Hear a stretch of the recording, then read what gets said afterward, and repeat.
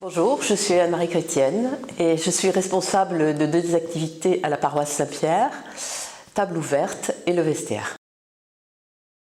Table ouverte organise un accueil et un repas pour les femmes en difficulté à la salle Sainte-Élisabeth.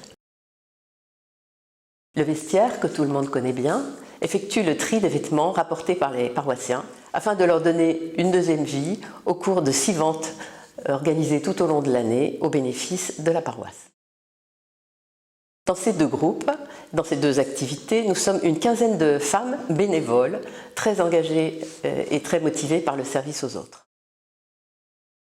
À table ouverte, chaque mardi, 5 bénévoles de l'équipe préparent un repas et le partagent avec une douzaine de femmes en situation matérielle précaire ou en situation d'isolement. Elles viennent spontanément, souvent informées par le bouche à oreille, mais une bonne partie d'entre elles viennent toutes les semaines et certaines même depuis plusieurs années. Nous ne leur demandons rien, si ce n'est leur prénom et éventuellement un numéro de téléphone si elles en ont un et qu'elles sont d'accord pour le donner, afin de les prévenir en cas d'urgence. C'est un moment de partage et de convivialité très riche en enseignement pour nous. Il nous fait prendre conscience de certaines situations difficiles, de la détresse parfois cachée de certaines personnes. Et c'est pour nous aussi un vrai bonheur de pouvoir offrir ce repas. C'est un bon repas car nous avons des cordons bleus dans l'équipe et aussi un moment de détente et de joie à nos amis accueillis.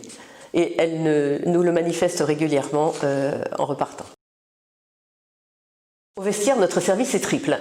Il est écologique par le recyclage des vêtements, il est économique parce que le produit des ventes est versé au bénéfice de la paroisse, mais c'est surtout un service aux autres par la mise à disposition de vêtements en bon état à un prix très bas. C'est une aide importante pour les personnes et pour les familles à faible revenu et parfois aussi aux personnes sans revenus que nous dépannons gracieusement. Dans cette activité aussi, l'équipe est très motivée par le service aux autres. Le sentiment de se rendre utile tout en travaillant ensemble dans la joie, car notre équipe est très joyeuse, est notre moteur. Il nous faut un moteur fort car cette activité est très consommatrice d'énergie. Mais quel bonheur pour nous quand nous entendons certains de nos clients nous exprimer leur reconnaissance pour ce que nous faisons. Ici encore, la parole du Christ trouve tout son sens.